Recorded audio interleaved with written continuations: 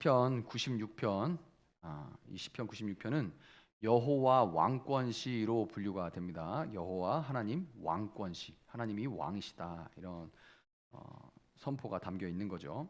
1절부터 6절, 또 7절부터 13절 이렇게 크게 구분이 되는데, 1절부터 6절까지는 온 땅을 향해서 하나님을 찬양할 것을 요청하고 왜 그래야 되는지 그 이유에 대해서 나열합니다. 온 땅을 향하여 하나님을 찬양하라, 이렇게 요청을 하고 그 이유에 대해서 설명을 해요. 그 다음에 7절부터 13절은 이방 민족들과 자연 만물들을 향해서 하나님을 찬양하라, 이렇게 요청하고 또 그 이유에 대해서 나열을 합니다. 그래서 1절부터 6절까지, 7절부터 13절 이렇게 두 부분으로 구분이 되는데요.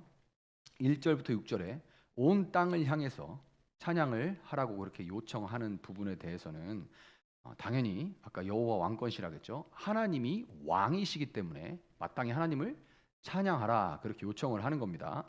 우상들과 만방의 우상들과, 우리가 이제 지금 찬양할 때 찬양했죠. 만방의 모든 신은 헛된 우상이니, 사람이 손으로 만든 그 우상들과 다르게 하나님은 진정으로 세상을 창조하신 분이시죠. 그리고 창조하고 그대로 두시는 것이 아니라 창조하신 그 질서 그대로 여전히 하나님은 세상을 다스리고 계십니다. 그리고 그 세상을 지으신 그분이 그 세상을 다스리시고, 그리고 다시 오셔서 그 세상을 심판하러 오실 겁니다. 그렇기 때문에 이 왕이신 하나님을 온 땅이여 찬양하라라고 시인이 이렇게 요청을 하고 있는 거죠. 그 다음에 또 따로 구분해서 7절부터 13절에는 이방 민족들과 자연 만물들을 향해서 찬양하라, 이렇게 한 것은, 이 세상이 혼돈의 세력에 의해서 하나님이 창조하시고 하나님이 다스리고 계시지만, 그럼에도 불구하고 죄와 그 죄로 인해서 혼돈이 들어오고 혼돈의 세력에 의해서 환경이 파괴되고 온 땅의 모든 피조물들이 탄식하는 그런 상황이 됐어요. 로마서 8장에 보면 피조물들이 탄식하고 있다, 하나님의 자녀들, 아들들이 나타나기를 고대하고 있다, 이런 표현이 있어요. 그러니까 지금 우리가 환경오염, 환경 파괴 이런 것들을 얘기하고 있는데, 이것은 단순히 오늘만의 문제가 아니라 이전부터 이 세상에 죄와 혼돈이 들어오고 난 이후부터는 자연을 포함한 모든 만물들, 피조물들이 이렇게 고통스러워하고 있는 그런 현실이죠. 그렇기 때문에 이 인간의 탐욕과 불의에 의해서 파괴되고 오염된 창조 세계가 왕이신, 진정한 왕이신 하나님, 주님의 재림을 학수고대하고 있습니다. 그렇기 때문에 학수고대하고 있는 그 모든 피조물, 자연 환경, 자연에게, 만물들에게 하나님을 찬양하라, 그렇게 요청을 하고 있어요. 왜냐하면 왕이신 주님이 오셔서 세상을 심판하시는 그날, 주님의 백성뿐만이 아니라 자연과 온 우주도 그날에 회복될 것이기 때문입니다. 그래서 하나님이 통치하시는 하나님의 나라는 창조 세계의 안정과 공평한 질서를 가져옵니다. 그분의 통치는 예수님이 이 땅에 오심으로 다시 시작이 됐고, 이미 시작이 됐어요. 하나님의 나라는 이미 시작이 됐고 여전히 지속되고 있으며, 그리고 어느 날 완성이 될 것입니다. 너무 더디게 보이고 과연 그것이 이루어질까 하는 생각이 들지만, 그러나 어느 날 반드시 완성이 될 것입니다. 그렇기 때문에 우리는 늘 이 하나님 나라를 바라보고 기억하고, 이 하나님 나라가 여전히 누룩처럼 번져가고 있다는 것을 기억하고 기대해야 돼요. 이미 시작된 그분의 나라를 이 땅 가운데 우리는 드러내야만 하는 겁니다. 그것이 우리가 살아갈 이유와 목적이죠. 그것이 살아갈 이유와 목적이에요. 그런데 여기까지는 너무 당연한 이야기고 우리가 다 아는 바입니다. 알매도 불구하고 또 반복하고 또 반복해야 되지만, 그러나 우리가 다 아는 얘기인 것은 확실하죠. 그렇기 때문에 1절에 보면 이 시인이 새 노래로 주님을 노래하여라, 이렇게 얘기했고, 그 다음에 2절에 보면 그의 구원을 날마다 전하여라 이렇게 돼 있습니다. 자, 새 노래 할 때 새는 하다스, 히브리어로 하다스라고 하는데 영어 성경도 보면 new라고 돼 있습니다. 자, 그냥 new song이에요. A new song. 새 노래. 그냥 노래가 아니라 또 옛날 노래가 아니라 새 노래로 찬양하라 이렇게 얘기를 하고, 또 그냥 하나님을 찬양하여라가 아니라 날마다 그 구원을 날마다 전하라 이렇게 되어 있습니다. 굉장히 강조가 되어 있죠. 노래에 새라는 말을 일부러 붙여놨고, 그 다음에 그 구원을 전하여라가 아니라 날마다라는 말로 강조를 해놨어요. 왜 그럴까요? 왜 이렇게 강조를 해놨을까요? 왜? 그렇지 못하니까. 항상 그래요. 성경 볼 때 쉽게 생각하면 됩니다. 강조가 됐다는 얘기는 왜 반복하고 강조하냐면 그렇지 못하니까. 그렇지 못하니까 그래요. 자, 솔직하게 이야기해서 아까 이제 초반에 얘기했던 이야기, 하나님 나라가 어쩌고 저쩌고 뭐 그런 얘기 지겹지 않으신가요? 안 지겹습니까? 안 지겨워요? 너무 막연하고 너무 두루뭉술하고, 그리고 이게 너무 현실감이 없고, 정작 나는 오늘 하루 이렇게 막 진짜 지지고 볶고 와가지고 피곤해 죽겠는데 하나님 나라가, 아니 이게 내 나라도 지금 힘들어 죽겠는데 하나님 나라, 우리 가정도 힘든데, 직장도 힘든데, 누구와의 관계도 힘든데, 내 몸 하나도 힘든데, 근데 하나님 나라, 또 우리가 뭐 때문에 이렇게 살아야 된다는 얘기, 맞는 말이에요. 맞는 말인데 그게 안 와닿습니다. 맞는 말인데, 그래 맞아, 내가 정말 날마다 그분을 전해야 돼. 그래, 그것이 우리가 살아가는 이유와 목적이야. 이미 시작된 그분의 나라를 이 땅에 드러내는 거, 그게 우리의 살아가는 이유와 목적이야. 이걸 잃어버리면 우리는 살아가는데 단 하루를 더 살아갈 이유와 목적이 사실은 없는 거야. 맞는 말입니다. 그런데 이런 본질적인 부분들이 때로는 너무 중요하고 너무 큰데, 아이러니하게도 너무 크고 너무 중요해서 정작 내가 오늘 때거리 걱정하는 거나, 정작 오늘 장사 안 되는 거나, 정작 오늘 내가 막 관계가 불편한 거나 이런 것들에 치면 이거는 너무 그래서 어쩌라고 이렇게 돼버릴 때가 참 많습니다. 자, 그래서 이렇다 보니까 당장 뭐 어떤 변화가 나타나는 것도 아니고, 그렇다 보니까 이제 때로는 이거 참 어떻게 보면 지겹다 이런 생각이 들기도 하고, 너무 뻔하다 이런 생각 들기도 하고, 그런 상태에서 예배를 드리면 예배도 사실 늘 하는 게 반복된다는 그런 생각을 하게 됩니다. 저도 이제 매주 설교를 하지만 제가 하는 설교도 그렇고 또 다른 목사님들 설교도 들어보면 다 거기서 거기에요. 다 거기서 믿어라, 사랑해라, 용서해라, 또 뭐 믿었는데 더 열심히 믿어라 뭐 이런 얘기죠. 그거를 얼마나 좀 전달력 있게 또 마음에 와닿게 이렇게 좀 전하냐, 그런 어떤 전달력의 차이는 있지만 내용을 한번 가만 들여다 보세요. 다 똑같은 얘기입니다. 다 똑같은 얘기예요. 사실 성경이라는 책이 얇지 않고 두껍긴 하지만, 그러나 지금 수천 년을 그 책 한 권 가지고 수십만, 수백만의 목회자들이나 설교자들이 그거 가지고 한 얘기 또 하고 한 얘기 또 했는데, 거기서 사실 새로운 게 나오면 얼마나 새로운 게 나오겠습니까? 대안에 새로운 것이 없습니다. 다 거기에요. 그렇게 느껴집니다.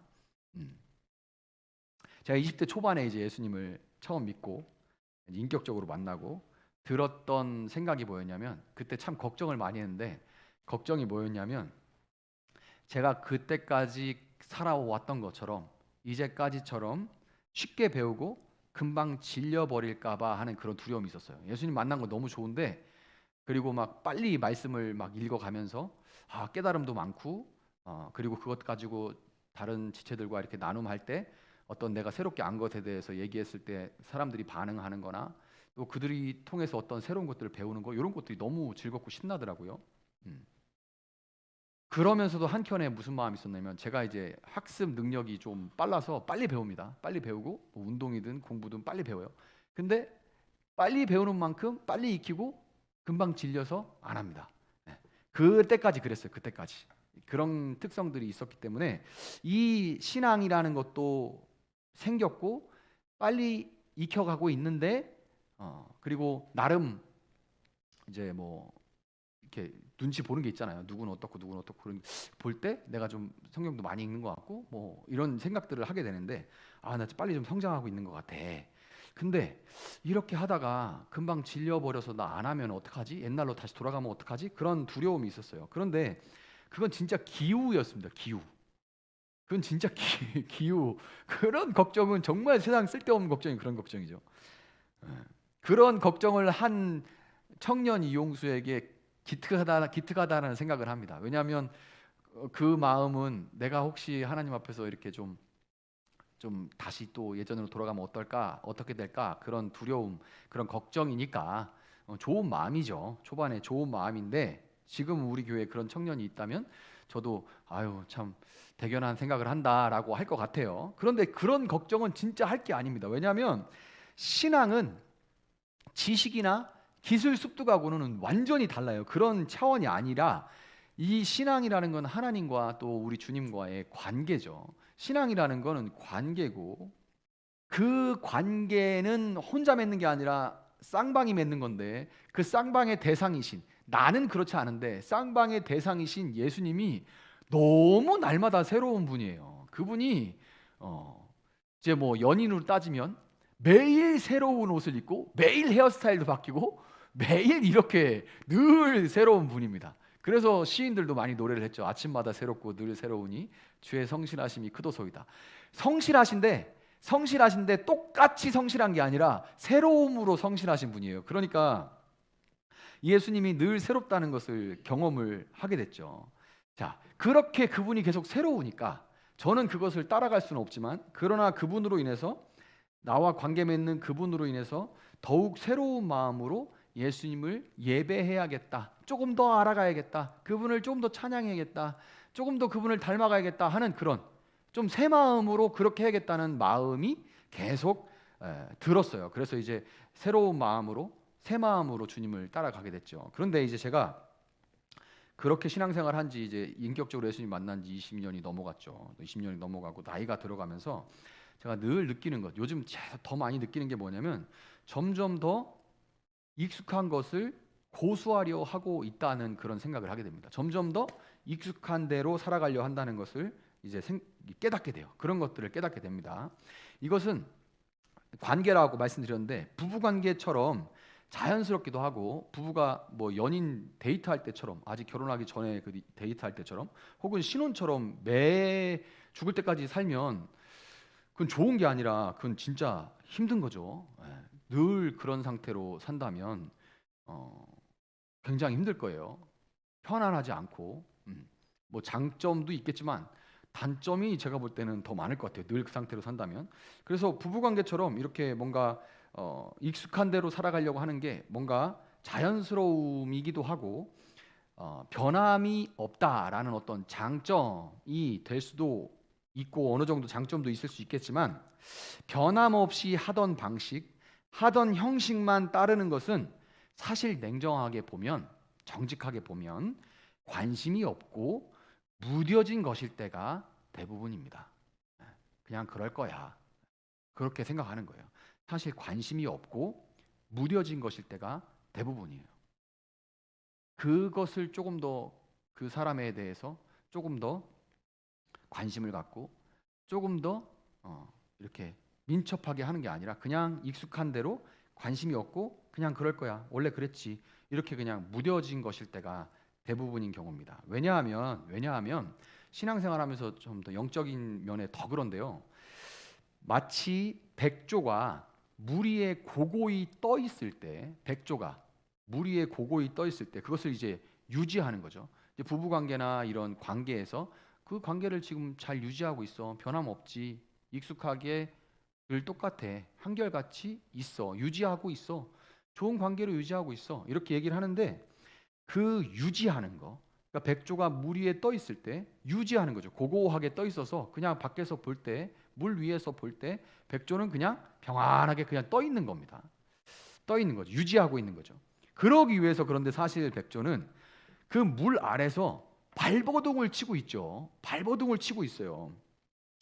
그래서 관계의 발전과 성숙을 위해서 인간관계도 마찬가지지만 하나님과의 관계에서도 말씀을 보고 그분을 알아가기 위해 내가 10대에 알던 예수, 20대에 알던 예수, 30대에 알던 예수, 10대의 말씀에 드러난 예수, 20대, 30대, 40대, 50대에 드러나는 예수님은 다르죠. 같은 분인데 다르게 다가오죠. 다르게 다가와요. 말씀을 보고 그분을 알기 위해, 또 그분과 소통하기 위해 기도하고, 죄와 싸우지 않고 적당히 타협하고 관계의 기쁨을 만들어가기 위해서 새로운 것을 시도하지 않으면서 유지하고 있다고 생각하는 것은 이거 진짜 지독한 착각입니다. 지독한 착각이에요. 절대로 그건 유지하고 있는 게 아니라, 유지하는 것은 발버둥 쳐야 유지가 되는 거예요. 발버둥 쳐야 유지가 됩니다. 그분은 변하지 않죠.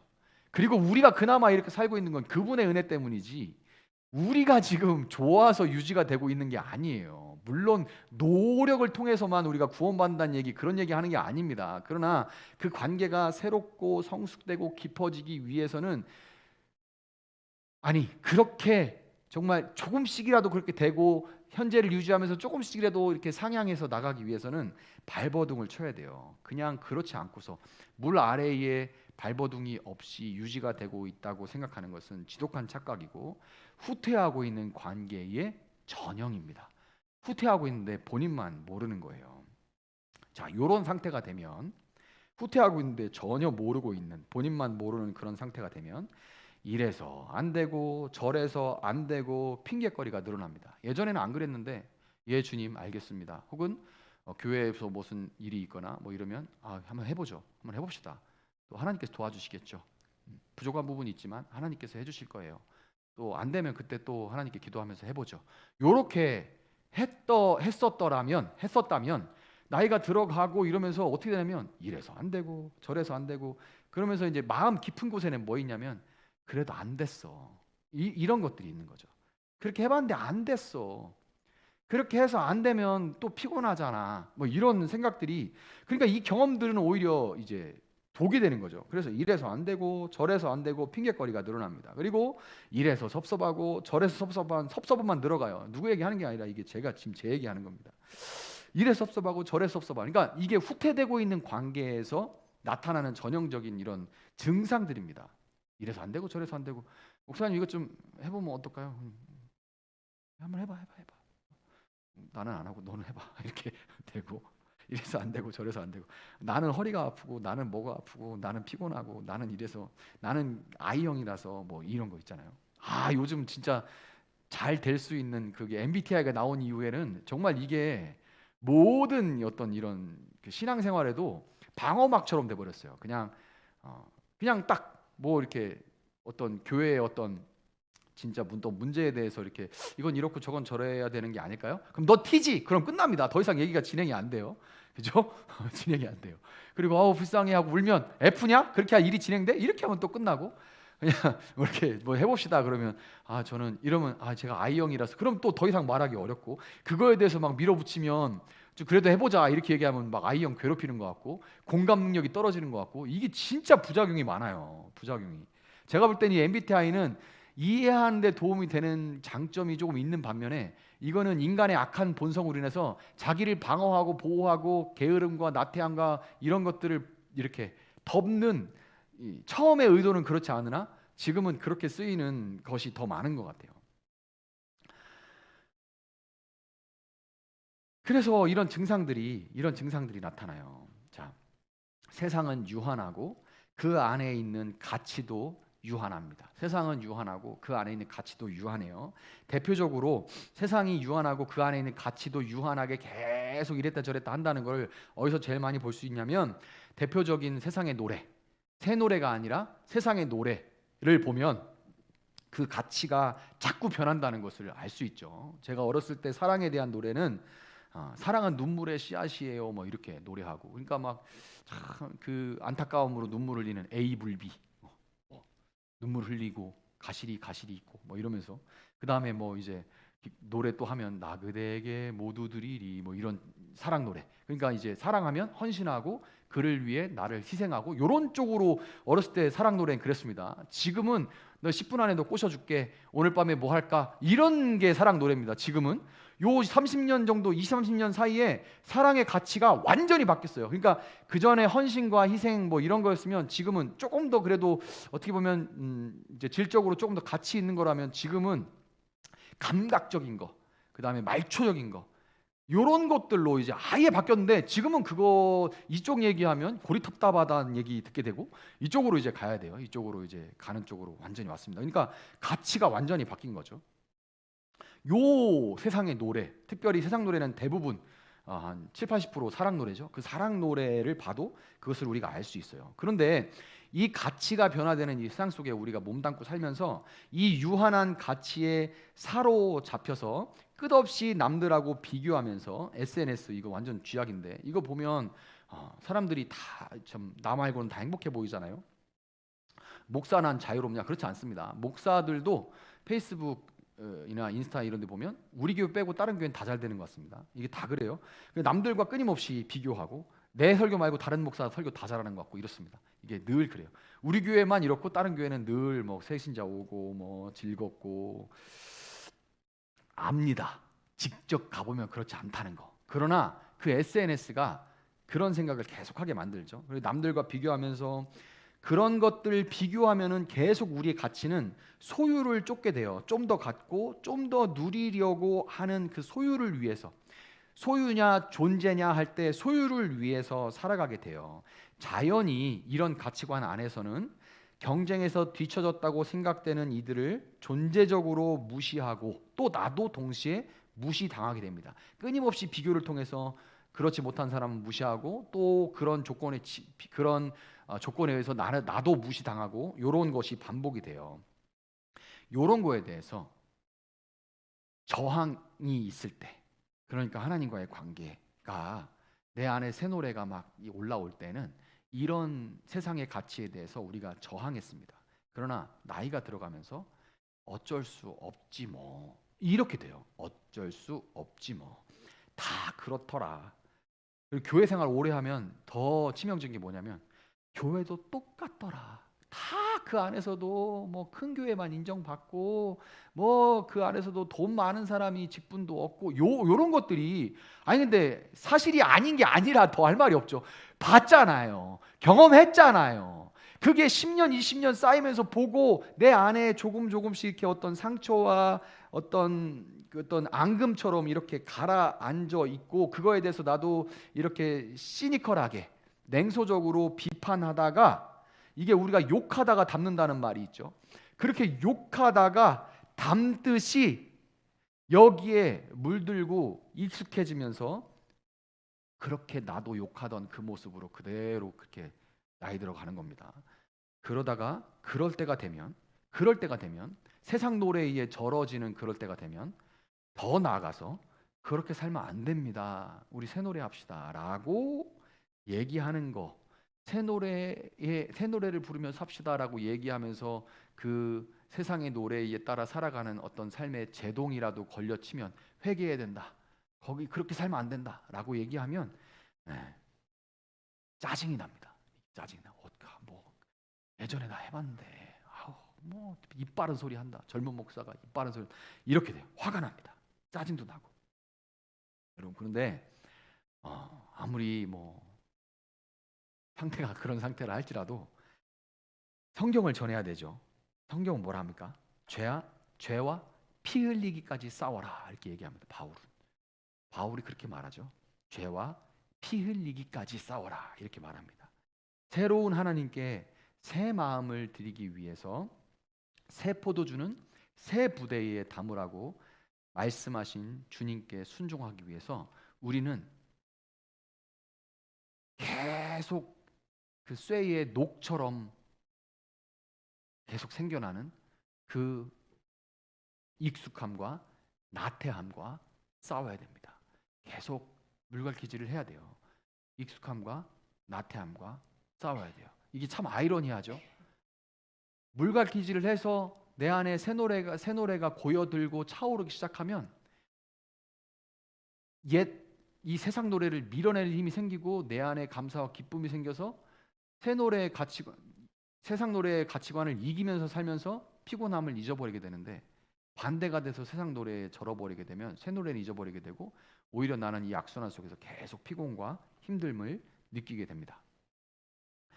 선지자 사무엘은 나는 기도하기를 쉬는 죄를 범하지 않았다 이렇게 얘기합니다. 진짜 이 말씀은 저한테 제 마음에 참 진짜 돌덩이 하나 같은 그런 고백이에요. 선지자 사무엘이 그렇게 고백했죠. 당당해요. 이 당당함이 참 부담이면서도 너무나 부럽습니다. 선지자 사무엘은 너무나 당당하게 나는 기도하기를 쉬는 죄를 범하지 않았다 이렇게 선포합니다.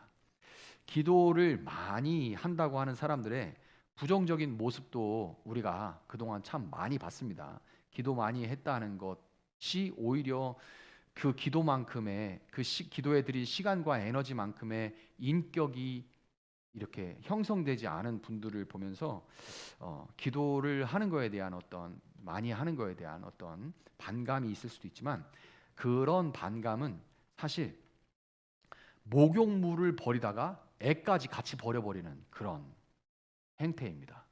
어리석은 거죠.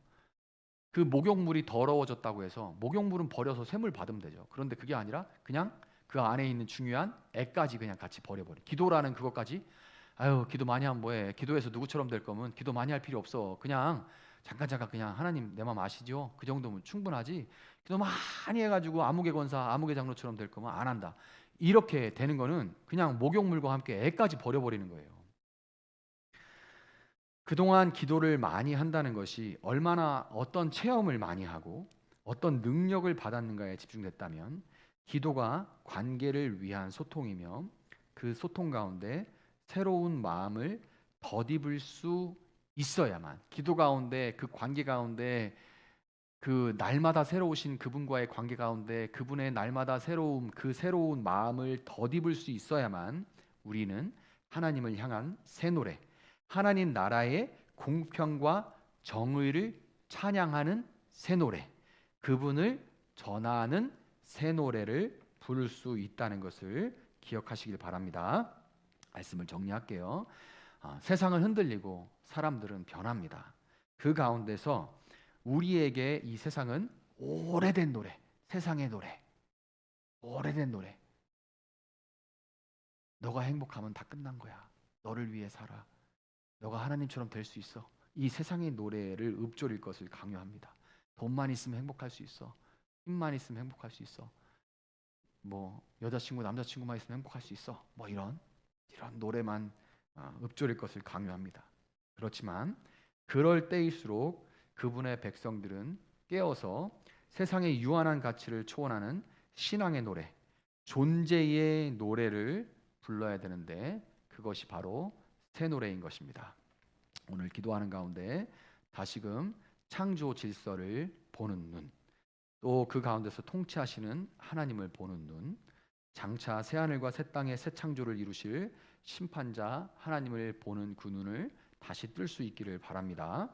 또한 그때 믿는 자들은 이 세상의 유한한 노래들은 아무 가치가 없다는 것을 깨닫고 다시금 종말론적인 새 노래로 하나님을 노래하게 될 것이라는 것을 소망하면서 오늘 우리 사무엘이 고백했던 것처럼 우리도 함께 기도하기를 쉬는 죄를 범치 않겠습니다 하고 하나님 이제 내가 어떤 나의 능력이나 어떤 경험 이런 걸 넘어서 그 하나님 앞에 기도로 나아가며 관계 안에서 당신의 새로움을 덧입기를 원합니다. 이 마음 가지고 오늘 기도하고 또 새 노래로 가득한 여러분 될 수 있기를 축복합니다.